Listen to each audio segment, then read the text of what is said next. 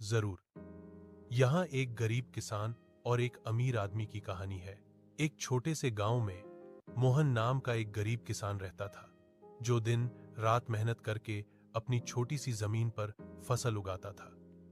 उसकी कमाई बमुश्किल उसके परिवार का पेट भर पाती थी। वहीं शहर में सेठ धर्मपाल नाम का एक बहुत अमीर आदमी रहता था, जिसके पास अपार धन और कई व्यापार थे। वह कभी गांव की गरीबी और किसानों की समस्याओं को समझ नहीं पाया। एक बार गांव में भीषण सूखा पड़ा। मोहन की फसल पूरी तरह बर्बाद हो गई।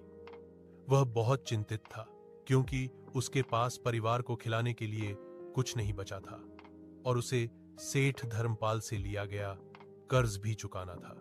मोहन हिम्मत करके सेठ धर्मपाल के पास गया और अपनी परेशानी बताई। सेठ ने उसकी दयनीय हालत पर कोई दया नहीं दिखाई और कड़ाई से अपना कर्ज वापस मांगा।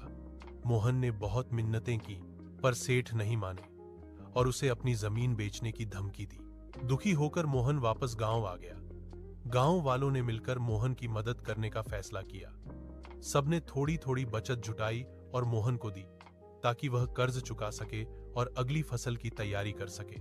जब सेठ धर्मपाल को यह बात पता चली, तो वह हैरान रह गया।